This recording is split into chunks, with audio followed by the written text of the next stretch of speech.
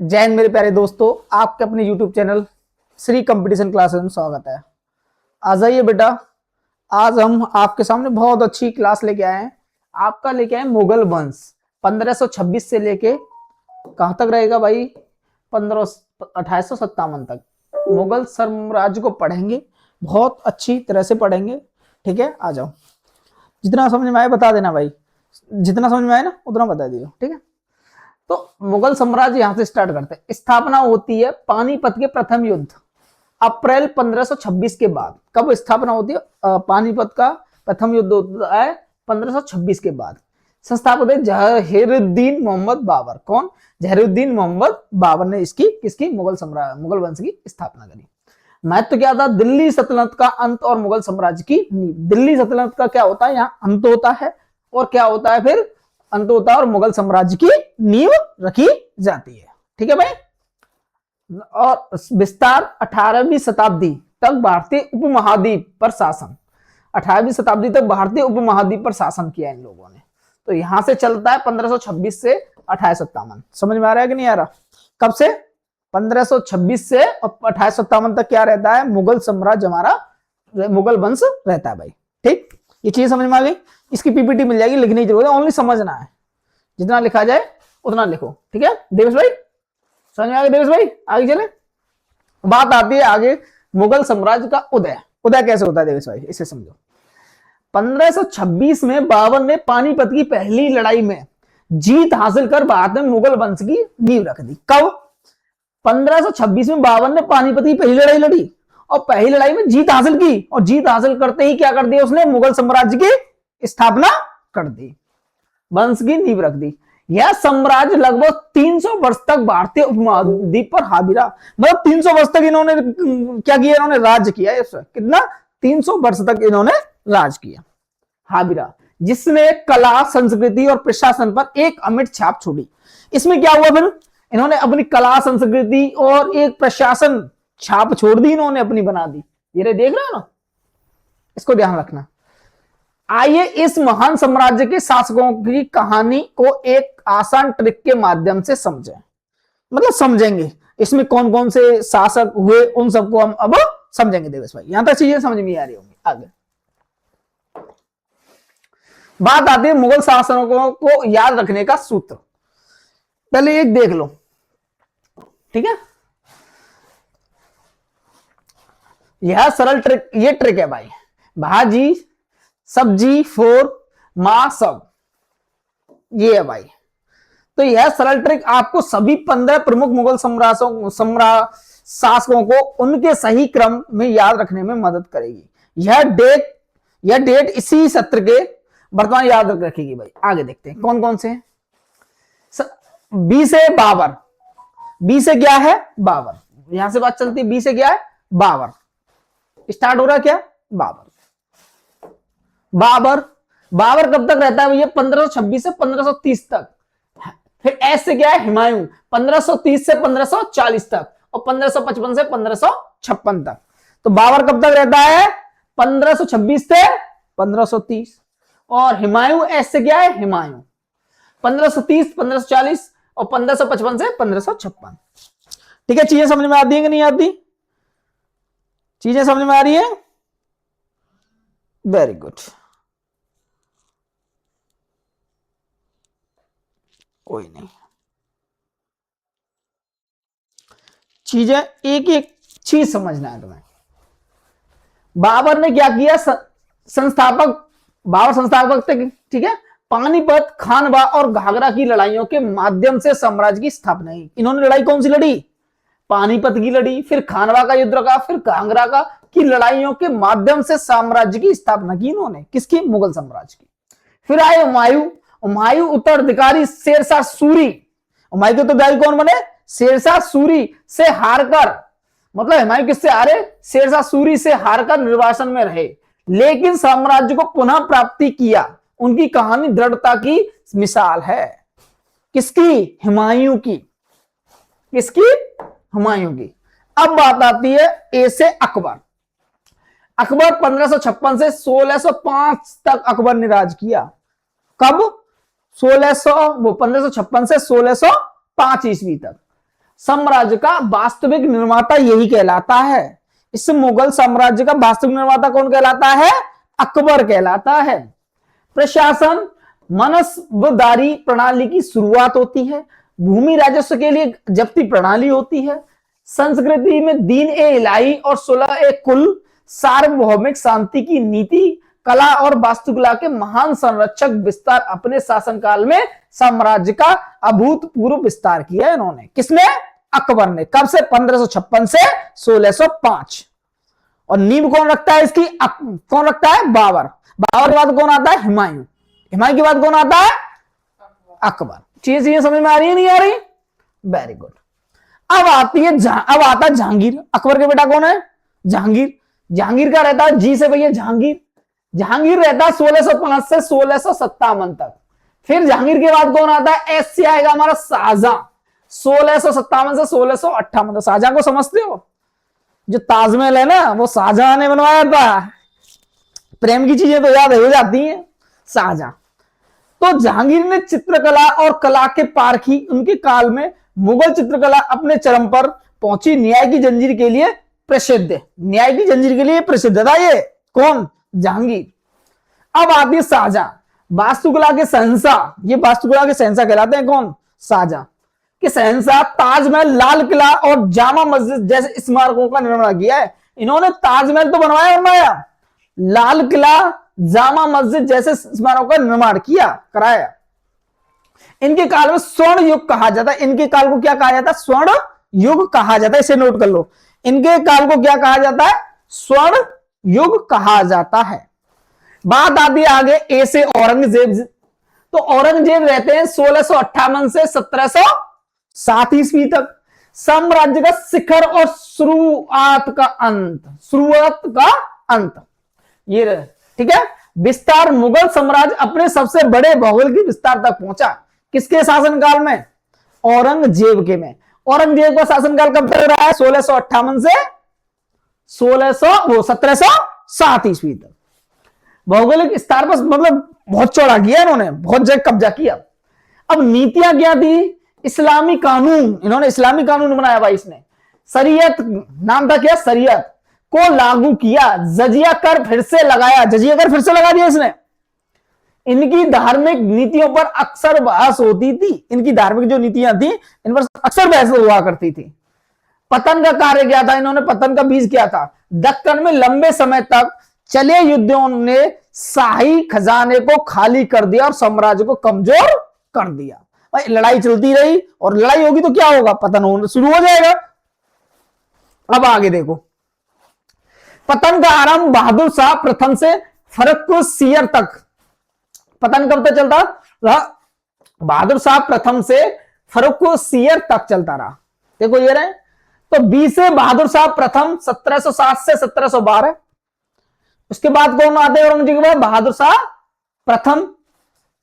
Mail मिलाप की नीतियां अपनाई इन्होंने। क्या किया? मेल मिलाप की नीतियां अपनाई। फिर आते हैं जी से जहांदार शाह। जहांदार शाह 1712 से 1713 तक। कठपुतली शासक। इसे क्या कहते थे? कठपुतली शासक। दूसरे के इशारों पर नाचने वाला शासक कहा जाता था इसे। शासक जुल्फिकार खान के प्रभाव में। जुल्फिकार खान इनको हैंडल करता था, मतलब ये कह सकते हैं हम। जुल्फिकार क्या करता था? इनको हैंडल करता था। 4 से फर्रुखसियर 1713 से 1719 तक रहता है। सैयद बंधुओं की मदद से सिंहासन पर बैठे। बाद में इन्हीं की द्वारा मारे गए भैया। इन्होंने तो शासन में बैठाया इसको और इन्होंने इसको खत्म कर दिया और अंतरिक्ष षड्यंत्र की वो कर दिया भैया। आ जाओ। विघटन का दौर मोहम्मद शाह से आलमगीर द्वितीय तक। विघटन कब होता है? मोहम्मद शाह से आलमगीर द्वितीय। एम से मोहम्मद शाह रंगीला 1719 से 1748 तक चलता है। कौन? मोहम्मद शाह रंगीला। नादिर शाह के आक्रमण 1739 ने साम्राज्य को तबाह कर दिया। नादिर शाह ने आक्रमण किया तो क्या कर दिया? 1739 साम्राज्य को क्या कर दिया? तबाह कर दिया। ए से अहमद शाह बहादुर 1748 से 1754।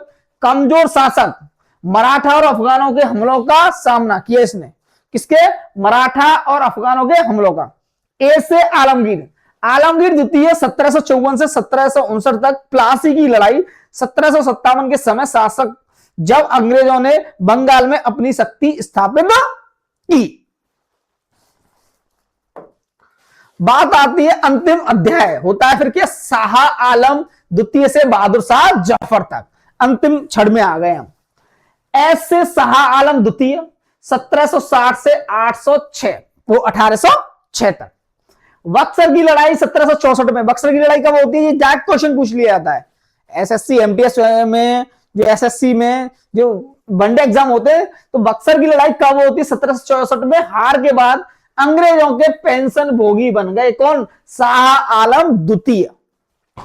फिर आती है ए से अकबर शाह द्वितीय, वो अकबर अलग था, ये अकबर शाह द्वितीय 1806 से 1837 तक। अंग्रेजों के संरक्षण में रहे राम मोहन राय को राजा की उपाधि किसने दी, अकबर शाह द्वितीय ने दी। क्या, राम मोहन राय को राजा की उपाधि दी इन्होंने। बी से आता है बहादुर शाह द्वितीय जफर, ये 1837 से 1857 तक। अंतिम मुगल सम्राट 1857 के बाद विद्रोह के नेता बने, बाद में रंगून निर्वासित कर दिए गए, रंगून भेज दिए गए। तो मतलब बात चलती है हमारी, तो यहां तक तुम्हें चीजें समझ में आ रही होंगी। अब आते हम आगे, शासन की नींव। अब हम मुगल प्रशासन और अर्थव्यवस्था। सम्राट में एक वजीर, ये मीर बख्शी, इधर भगत सिंह अधिकाल प्रतिमंग अधिकाल, और इधर एक साल अधिकाल और अविष्काल प्राचीन, और ये बीच में क्या है, वानी सावाद। ठीक है, ये पहले सिक्के देखो। अब बात आती है, यहां से देखते हैं प्रशासन। केंद्रीय संरचना सम्राट, वजीर और मीर, ये सभी दे रहे हैं।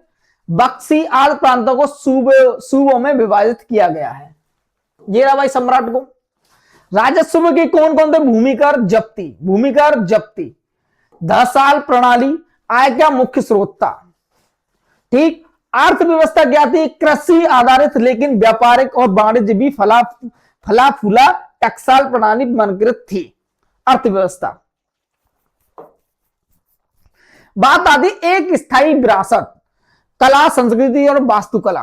देखो कला संस्कृति ये होती है जो बनी होती है ना, उस पर भीत वगैरह पे देखते हो आप, जो वॉल वगैरह पे लगी होती हैं, तो उसको कहते हैं।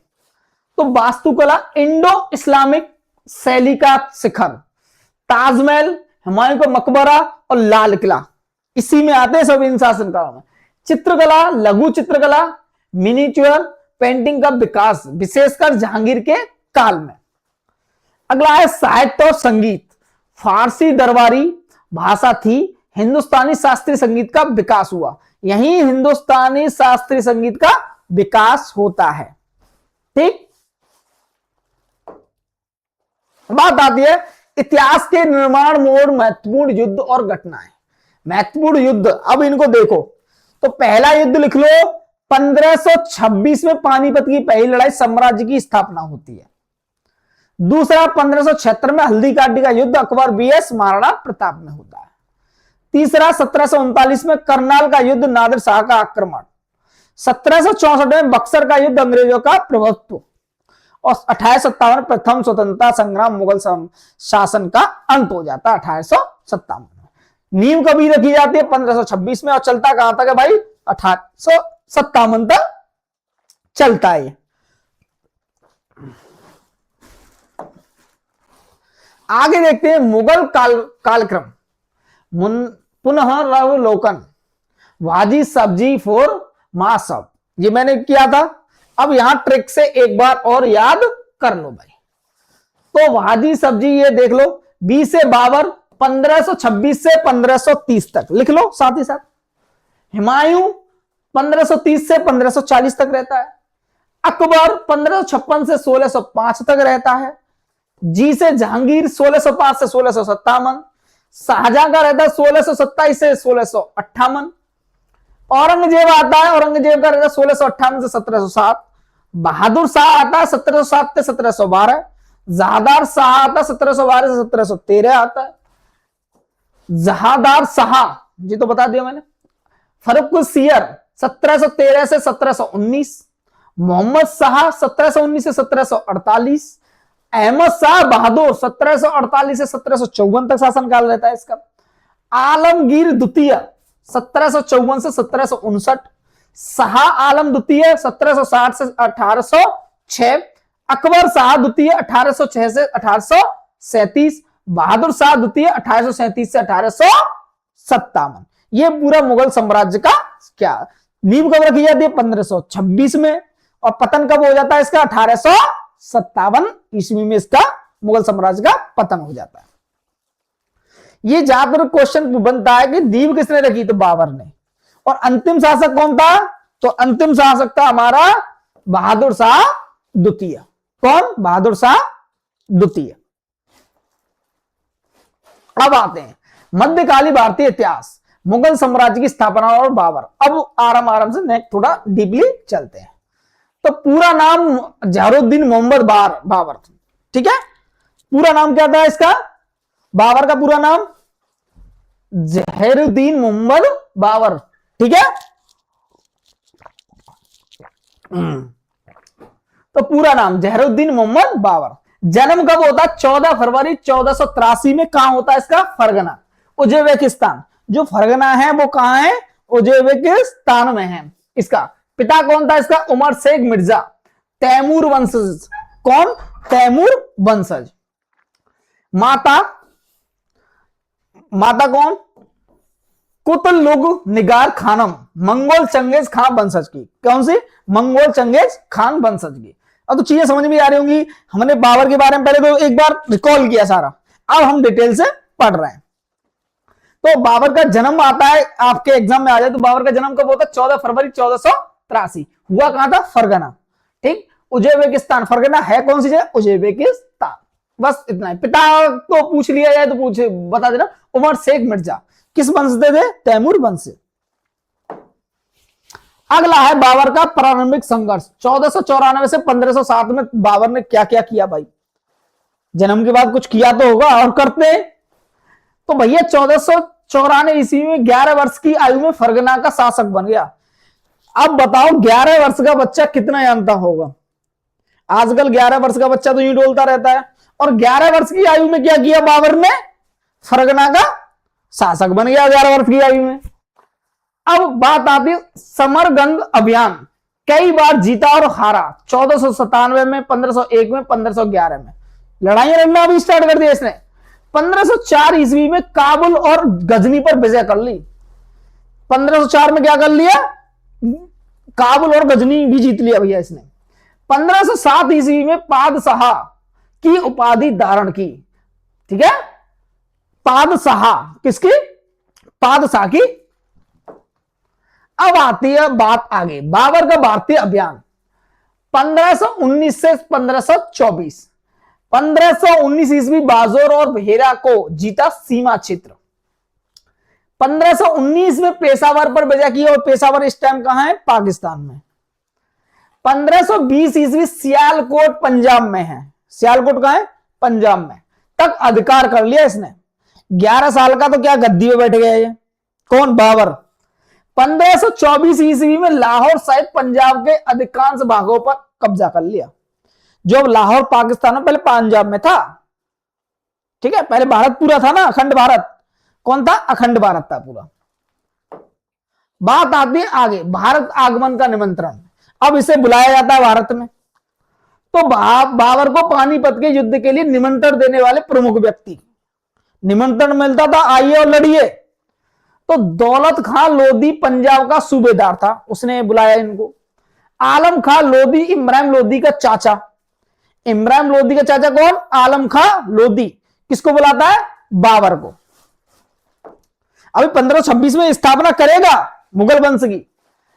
पानीपत का प्रथम युद्ध 21 अप्रैल 1526, यहां से मुगल साम्राज्य की स्थापना होती है। तो बाबर बीएस इब्राहिम लोधी के बीच लड़ाई आता है। लोधी वंश का सुल्तान कौन? इब्राहिम लोधी। परिणाम क्या होता है? बाबर की निर्णायक जीत हो जाती है इसमें। बाबर क्या कर लेता है? इस युद्ध को जीत लेता है। ऐतिहासिक महत्व क्या होता है? बाद में लोधी वंश का अंत हो जाता है। उस टाइम लोधी वंश खत्म 1526 में। मुगल साम्राज्य की स्थापना हो गई। हो गई भाई। स्थापना किसने की? बाबर ने। लड़ाई कौन से उसमें की थी? पानीपत के प्रथम युद्ध में 1526 ईस्वी। बात आती है सैन्य बल की तुलना। लगभग 15,000 सैनिक, किस पर? 20 से 24 तोप है। बाबर की सेना दिखाई जा रही है। कितने सैन्य थे? 15,000 सैनिक थे और 20 से 24 तोप है। अब इधर देखो, लगभग 80,000 सैनिक, मतलब 1,00,000 सैनिक और 1,000 हाथी। तो ये तो भाई इससे तो कई गुना था ज्यादा। बट होता क्या है, नोट कम से कम सेना होने के बावजूद तोप खाने और रणनीति से बाबर की जीत हो गई। सेना कम थी और तोप खाने थे इस पे, जब भी क्या, जीत हो गई बाबर की। बात आती है आगे बाबर की रणनीति। बाबर ने कोई तो रणनीति बनाई होगी जब जाके जीता है, ऐसे थोड़ी जीता है। तो तुलगमा नीति, सेना को अर्धचंद्राकार रूप में सजाया और दुश्मन को घेरना शुरू कर दिया इसने, मतलब एक भ्रम में डाल दिया उसको। तो करता क्या है, इमरान लोदी की सेना ही देखो और तुलगमा नीति ये रही भाई। अब उस्मानी विधि और तुलगमा नीति भाई देखो होता क्या है इसमें। उस्मानी विधि में क्या होता, तोपों को सजाने की विशेष विधि, 2 गाड़ियों के बीच तोप, 2 गाड़ियों के बीच तोप लगाई है इसने। 2 गाड़ियों, उसको भ्रम में डाल दिया कि इसके पास तो बहुत सारी सेना है। और जब 15 से कितना हुआ, 75, 5 गुना ज्यादा, 1,00,000 मान लो, 7 15 7 105, तो कम से कम 7 गुना सेना। नोट इस कुशल नेतृत्व ने विशाल लोधी सेना को हरा दिया। इसी रणनीति ने क्या किया, उस मतलब लोधी की सेना को पूरी को हरा दिया। अब आते हैं तोपखाना और प्रमुख नेतृत्व। विशेषता यह उन पहली लड़ाइयों में से थी जिसमें बारूद और तोपों का बड़े स्तर पर प्रयोग हुआ। तोपखाना बहुत चली उस टाइम। तोपखाने का नेतृत्व उस्ताद अली करते हैं, मुस्तफा खां करते हैं भैया। इन दोनों तुर्की अधिकारियों ने युद्ध का पासा ही पलट दिया। समझ लो, जब हाथियों को छोड़ा गया होगा और तोप चल जाए तो भगदड़ मच गई होगी, भगदड़ में सेना खत्म हो गई होगी।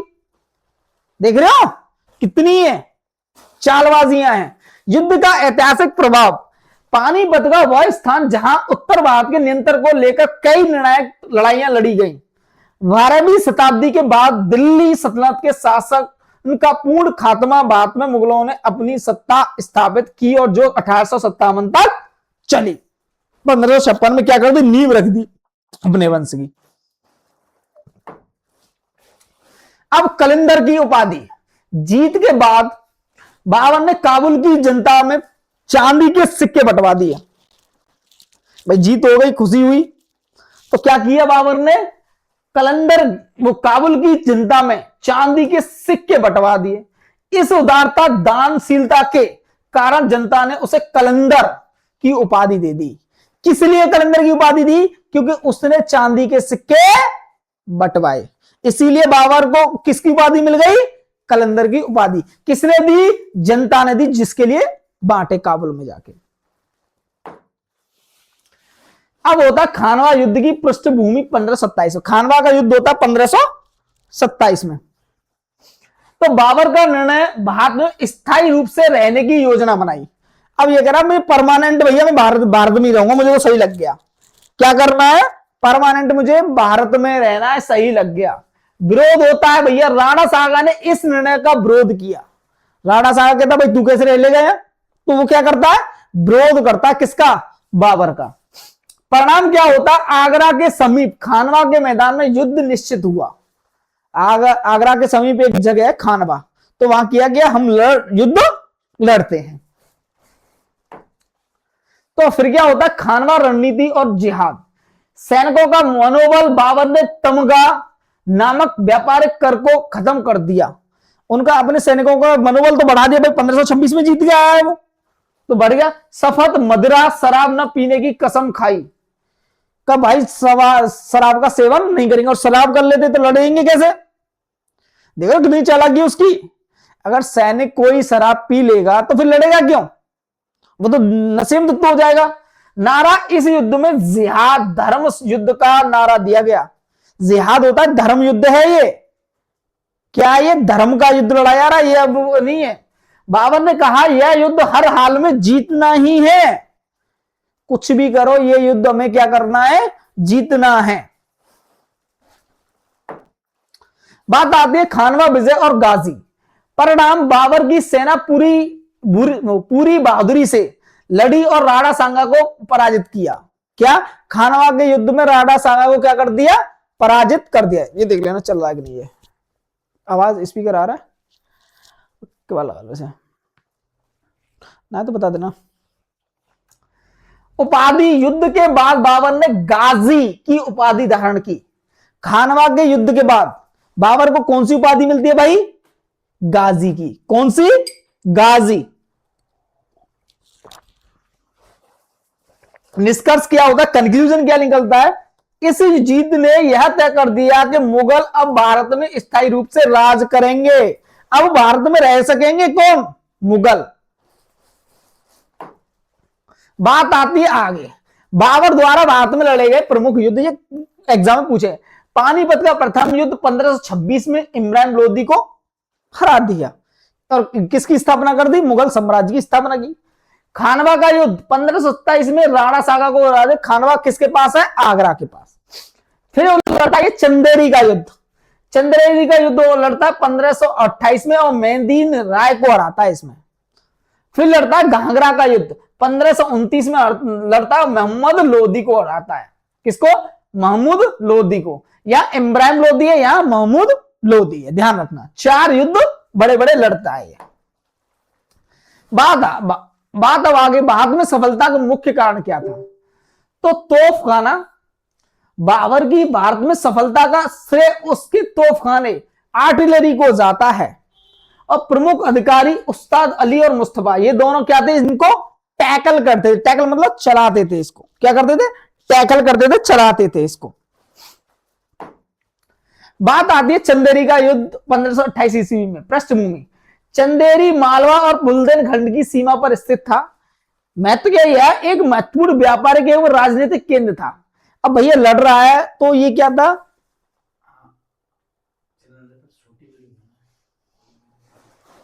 ठीक है, व्यापारिक एवं राजनीतिक केंद्र था। अब चंदेरी का परिणाम क्या होता है? विजेता बाबर रहता है इसमें, पराजित मेदिनी राय की होती है। इसमें मेदिनी राय की पराजित होती है।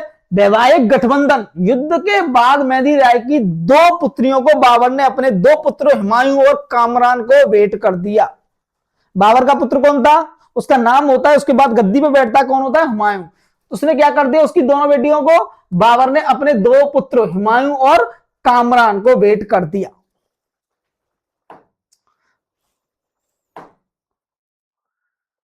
फिर आता घाघरा का। तो घाघरा एक अधूरी जीत। यद्यपि बाबर विजयी रहा किंतु उसने अफगानों का पूर्णतः सफाया नहीं किया, मतलब सफाया नहीं कर पाया। वो भविष्य का संकट, यही बचे हुए अफगान सैनिक आगे चलकर हुमायूं के लिए खतरा बनकर सामने आए। हुमायूं किसका बेटा था? बाबर का। यही क्या हुए? खतरा बन के आ गए उनके लिए। भाई पूरी तरह से खत्म नहीं हो पाए, वो जीत तो गया। तो बाबरनामा इसकी एक बाबरनामा है, इसकी आत्मकथा है। मूल रचना बाबर ने अपनी आत्मकथा तुजुक ए बाबरी की रचना तुर्की भाषा में की। अनुवाद बाद में इसका फारसी भाषा में अनुवाद अब्दुल रहीम खान खाना ने किया, जिसे बाबरनामा कहा जाता है। और सार्क सिक्के, पानीपत की विजय 1526 के उपलक्ष्य में बाबर ने काबुल के निवासियों को चांदी के सिक्के दान दिए थे और इन सिक्कों का नाम शाहरुख था। क्या था? शाहरुख। इन सिक्कों का नाम क्या था? शाहरुख था भाई। ऐसे सिक्के थे। क्या नाम था? शाहरुख था। बाबर के पुत्र एवं पुत्रियां देख लो। बाबर के पुत्र एवं पुत्रियां देख लो भैया। महाम बेगम, कामरान अस्करी, इंदाल, ये पूरा इसका परिवार है भाई। सबसे बड़े पुत्र हुमायूं, और सबसे बड़े पुत्र को किस पे बैठाया जाता था? राज करने पर।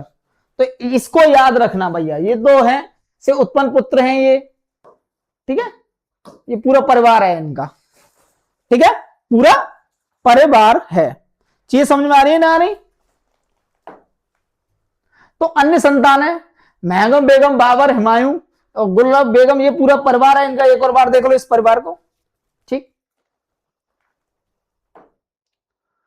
बाबर की मृत्यु होती है 26 दिसंबर 1530 ईस्वी में मृत्यु हो जाती है। करीब 48 साल की मृत्यु उम्र की में मर जाता है, और होती कहां है मृत्यु इसकी? आगरा में इसकी क्या हो जाती है? मृत्यु हो जाती है। ठीक,